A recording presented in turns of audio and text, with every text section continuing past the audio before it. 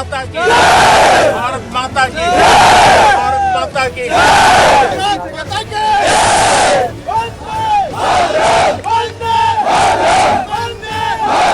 PM Modi आज सुबह अचानक से पंजाब के आदमपुर एयरबेस पहुंच गए। आपको बता दें, ये वही एयरबेस है जिसको लेकर पाकिस्तान की तरफ से ये दावा किया गया था कि उसकी तरफ से हमलों में आदमपुर एयरबेस पूरी तरह तबाह हो गया। यहां तक कि झूठी अफवाहें ये भी फैलाई गई थी कि S-400 को भी तबाह कर दिया गया है। ऐसे में आदमपुर एयरबेस पहुंचकर पीएम मोदी ने जवानों से मुलाकात की, हौसला अफजाई की, उनको बधाइयां दी और कहीं ना कहीं पाकिस्तान को ये मैसेज भी पहुंचाने की कोशिश की कि गौर से देख लीजिए, ये एयरबेस पूरी तरह से ठीक है, सलामत है और इसको लेकर जो झूठी अफवाहें आपकी तरफ से फैलाई गई थी वो पूरी तरह से गलत है। लेकिन इसके दूसरी तरफ पीएम मोदी ने जो ये दौरा किया, जिस तरह से वो सैनिकों से मिलने पहुंचे, इसके बाद से उनकी आलोचना एक बार फिर होने लगी है। जानकारों का कहना है, विपक्षी लोगों का कहना है कि विपक्ष के सवालों से, जनता के सवालों से बचने के लिए अब पीएम मोदी अचानक से एक्टिव हो गए हैं। आपको बता दें कि लगातार विपक्ष की तरफ से सरकार पर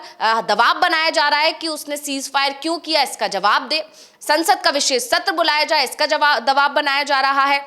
सर्वदलीय बैठक बुलाई जाए पीएम मोदी की अध्यक्षता में, इसका दबाव बनाया जा रहा है। और अब विपक्ष की इन मांगों को मानने के बजाय पीएम मोदी एयरबेस पर पहुंच गए जवानों से मिलने। और इससे ठीक एक दिन पहले रात को 8 बजे आकर पीएम मोदी ने देश को संबोधित किया और इसको लेकर भी दावा किया जा रहा था कि कहीं ना कहीं विपक्ष के दबाव में ही पीएम मोदी को यह फैसला लेना पड़ा और देश को संबोधित करना पड़ा। लेकिन बड़ी बात यही थी कि अगर सर्वदलीय बैठक पीएम मोदी बुलाते या संसद सत्र बुलाते तो उसमें विपक्ष अपने सवाल रखता और उन सवालों का जवाब पीएम मोदी को देना पड़ता। लेकिन उन सभी सवालों से बचने के लिए ये संबोधन देश के नाम पीएम मोदी ने दिया और इसके बाद से पीएम मोदी बुरी तरह से घिर गए हैं। यही नहीं, जिस तरह से पीएम मोदी के संबोधन से ठीक 1 घंटे पहले ट्रंप का बयान आना और उस बयान के जरिए ट्रंप ने जो बड़ा खुलासा किया कि आखिर सीज फायर के लिए भारत मजबूर क्यों हुआ, क्यों भारत को ट्रंप की ये बात माननी पड़ी, क्या कहें कि धमकी माननी पड़ी, इसको लेकर ट्रंप ने जो बड़ा ऐलान किया या बड़ा खुलासा किया, जो दावे किए, उसको लेकर पीएम मोदी की तरफ से कोई जवाब नहीं दिया गया। जबकि ये माना जा रहा था कि ट्रंप के बयान के बाद जब पीएम मोदी देश को संबोधित करेंगे तो वो ट्रंप के इन दावों पर अपना जवाब जरूर देंगे। लेकिन पीएम मोदी ने उस पर चुप्पी साधे रखी और इसके बाद से विपक्ष हमलावर हो गया है। यानी कह सकते हैं कि कहीं ना कहीं विपक्ष के सवालों से बचने के लिए, उनके आरोपों से बचने के लिए या उनके सवालों का जवाब ना देना पड़े, इसलिए पीएम मोदी अब एकदम एक्टिव हो गए हैं। पहले देश को संबोधित किया और उसके बाद अचानक से जवानों से मिलने पहुंच गए। बल्कि खास बात यह देखने को मिली कि 7 तारीख को जब ऑपरेशन सिंदूर को अंजाम दिया गया और उसके बाद 10 तारीख को जब सीज फायर हुआ, इस 4 दिन के बीच में पीएम मोदी की तरफ से एक ट्वीट तक नहीं किया गया, एक बयान तक नहीं दिया गया। उन लोगों के लिए भी नहीं जिन्होंने अपनों को खोया है, जो जवान शहीद हुए हैं। इस सब को लेकर पीएम मोदी की आलोचना हो रही थी। लेकिन जब अब यह मामला पूरी तरह से ठंडा पड़ता हुआ दिखाई दे रहा है, सीज फायर हो चुका है, देश सामान्य हो चुका है, तमाम तरह की तस्वीरें आ रही हैं कि अब कहीं कोई तनाव नहीं है, उस बीच में अचानक से जवानों से मिलना ये कहीं ना कहीं बताता है कि विपक्ष से बचने की कोशिश की जा रही है। हाँ बिल्कुल, ये तो माना जा सकता है। जिस तरीके से लगातार सवाल उठ रहे थे, खासतौर पर 7 तारीख को, 6 और 7 तारीख की जो रात को जो भारत की तरफ से ऑपरेशन सिंदूर लॉन्च किया गया और करीब 9 आतंकी ठिकानों को बर्बाद किया गया, उसके बाद से प्रधानमंत्री नरेंद्र मोदी की जो चुप्पी थी उस पर सवाल उठ रहे थे। विपक्ष ने शुरुआत से पहले दिन से ये बोल दिया था कि इस मामले में हम सरकार के साथ हैं, इसलिए जब तक पाकिस्तान के साथ में टकराव चलता रहा तब तक विपक्ष ने इस मुद्दे को लेकर बिल्कुल भी सवाल नहीं उठाए। लेकिन देश के अंदर तो ये सवाल जरूर उठ रहे थे, लेकिन अब जब क्योंकि सीज फायर हो चुका है तो विपक्ष लगातार अब सरकार से सवाल कर रहा है। और जो सर्वदलीय बैठक बुलाने की जो डिमांड विपक्ष की शुरुआत से चली आ रही है, वो एक बार उन्होंने फिर बोला है कि सर्वदलीय बैठक बुलाई जाए और उस बैठक में प्रधानमंत्री मौजूद हों। अगर प्रधानमंत्री मौजूद नहीं रहते हैं तो अधिकतर विपक्षी दलों की राय यही है कि वो सर्वदलीय बैठक में नहीं जाएंगे और प्रधानमंत्री सर्वदलीय बैठक की अध्यक्षता करेंगे, इसकी उम्मीद काफ़ी कम दिखाई दे रही है। और जिस तरीके से उन्होंने कल 8 बजे आकर देश को संबोधित किया और आज आदमपुर एयरबेस पहुंच गए, तो उससे भी ये क्लियर हो गया है कि सर्वदलीय बैठक अगर बुलाई भी जाती है तो उसमें प्रधानमंत्री मौजूद नहीं रहेंगे। उन्हें जो भी कुछ बोलना है वो राष्ट्र को संबोधित करते हुए बोल देंगे या फिर किसी पब्लिक रैली में जाकर बोल देंगे, किसी कार्यक्रम में जाकर बोल देंगे। लेकिन जो अब आदमपुर एयरबेस पहुंचे हैं इसकी भी काफ़ी अहमियत है।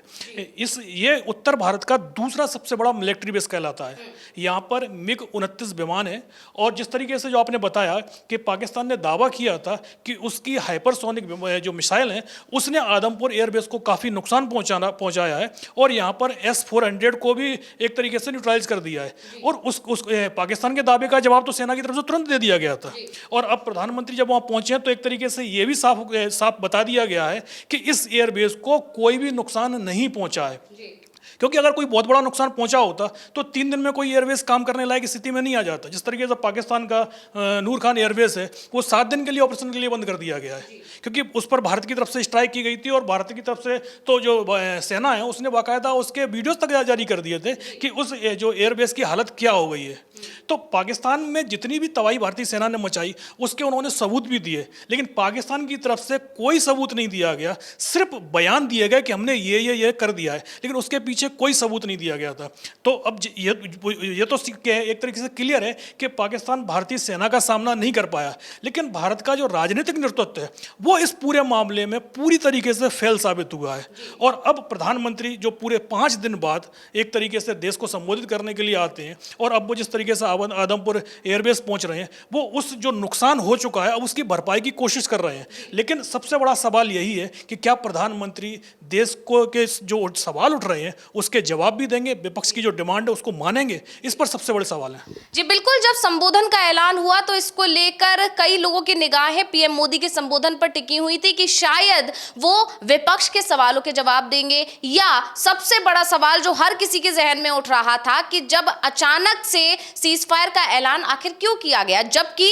पाकिस्तान पर भारत भारी पड़ रहा था जैसे कि दावे किए जा रहे थे। सबको लग रहा था कि पीएम मोदी जब देश को संबोधित करेंगे तो इस सबसे बड़े सवाल का जवाब जरूर देंगे। लेकिन पीएम मोदी के संबोधन से पहले ट्रंप आते हैं और ट्रंप उस बात का खुलासा कर देते हैं कि आखिर भारत सीज फायर के लिए राजी क्यों हुआ। लेकिन गौर करने वाली बात यह है कि जो ट्रंप ने कहा उसको पीएम मोदी ने काउंटर नहीं किया, यानी पीएम मोदी की तरफ से उस पर कोई जवाब नहीं दिया गया, जिसको देखकर यह माना जा सकता है, यानी कहा जा सकता है कि पीएम मोदी की चुप्पी ये बता रही है कि ट्रंप ने जो कहा वो ठीक कहा। हाँ ना, बिल्कुल, क्योंकि जिस तरीके से ट्रंप ने सीज फायर के लिए बोला कि हमने दोनों पर दबाव डाला, साफ कह दिया कि अगर सीज फायर नहीं होगा तो कोई व्यापार भी नहीं होगा, और उसके बाद दोनों देश तैयार हो गए। अब पाकिस्तान के साथ तो अमेरिका का बहुत बड़ा व्यापार नहीं है, लेकिन भारत के साथ काफ़ी बड़ा व्यापार है। भारत के लिए तो अमेरिका उसका सबसे बड़ा ट्रेड पार्टनर है, तो भारत पर इसका सबसे ज़्यादा असर होता है यदि अमेरिका से व्यापार बंद हो जाता है। तो इसीलिए माना जा रहा है कि ट्रंप का जो बयान है वो सीधा सीधा भारत को चेतावनी थी, और उसके बाद अचानक ही जो भारत सरकार है वो सीज फायर के लिए तैयार हो गई। तो इसको लेकर विपक्ष लगातार सवाल पूछ रहा है कि अगर सीज फायर हुआ है तो इसकी घोषणा करने वाले डोनाल्ड ट्रंप कौन होते हैं। जिस तरीके के दावे बीजेपी की तरफ से, सरकार की तरफ से किए जा रहे हैं कि अमेरिका ने सीज फायर नहीं करवाया है बल्कि पाकिस्तान की डिमांड पर यह सीज फायर हुआ है, लेकिन अगर पाकिस्तान की डिमांड पर भी हुआ है तो फिर ट्रंप इस मामले में चौधरी कैसे बन गए? वो कैसे इस चीज़ की घोषणा कर रहे हैं? अगर पाकिस्तान की तरफ से घोषणा होती कि भाई हमने सीज फायर का ऐलान कर दिया है, जो LOC है उस पर कोई गोली नहीं चलेगी, तो एक बात समझ में भी आती, क्योंकि भले पाकिस्तान की तरफ से होता है, भारत की तरफ से कोई भी उसका पहले ऐलान कर देता। लेकिन अमेरिका की तरफ से ऐलान करने का मायने यही निकाले जा रहे हैं कि सीज फायर को लेकर ट्रंप से जरूर कोई ना कोई डील हुई होगी, उसके बाद ही इस तरीके का ऐलान किया गया है। और इसके जवाब या तो प्रधानमंत्री दे सकते हैं या फिर संसद की बैठक बुलाई जाए, उसमें चर्चा के बाद सरकार की तरफ से बयान आए। तो अब विपक्ष की तरफ से दोनों डिमांड चल रही है, या तो आप सर्वदलीय बैठक बुलाइए जिसमें प्रधानमंत्री मौजूद हो, या फिर संसद का विशेष सत्र बुलाया जाए जिस पर इस पूरे मामले में चर्चा करा दी जाए। जी बिल्कुल, जयराम रमेश से लेकर अशोक गहलोत और तमाम जो विपक्षी नेता हैं वो लगातार बयान जारी करके सर्वदलीय बैठक बुलाने की मांग कर रहे हैं या विशेष सत्र बुलाने की मांग कर रहे हैं। यहाँ तक कि तेजस्वी यादव का भी बयान है कि संसद का विशेष सत्र बुलाना चाहिए और वहां आकर सवालों के जवाब देने चाहिए। लेकिन इन तमाम सवालों से बचते हुए, या कहें कि विपक्ष के जो आरोप हैं या विपक्ष की जो मांग है उससे बचते हुए, उससे ध्यान भटकाने के लिए पीएम मोदी पहले देश को संबोधित करने करने आते हैं और उसके बाद अब आदमपुर एयरबेस पहुंच जाते हैं, जिसकी तमाम तस्वीरें सोशल मीडिया पर तेजी से वायरल हो रही हैं, जिसको देखते हुए अब दावे ये किए जा रहे हैं कि कहीं ना कहीं ये सिर्फ और सिर्फ ध्यान भटकाकर अब चुनावी रणनीति में लगने की कोशिश बीजेपी की तरफ से शुरू हो चुकी है, क्योंकि आने वाले समय में अब बिहार में विधानसभा चुनाव होने हैं और इसकी झलक एक बार देखने को ही मिली थी जब 22 तारीख के बाद पीएम मोदी पहलगाम ना जाकर वो मधुबनी पहुंच गए थे और वहां पर उन्होंने चुनावी रैली को संबोधित किया था। ऐसे में अब देखना होगा कि पीएम मोदी और बीजेपी की तरफ से जो ये कोशिशें की जा रही हैं, इस कोशिश में बीजेपी कामयाब हो पाएगी या फिर विपक्ष के दबाव में अब बीजेपी को और पीएम मोदी को कोई बड़ा कदम लेना पड़ेगा। बहुत बहुत धन्यवाद अविनाश जी तमाम जानकारी देने के लिए, और इसी के साथ मुझे यानी अंशिता को दीजिए इजाजत। नमस्कार।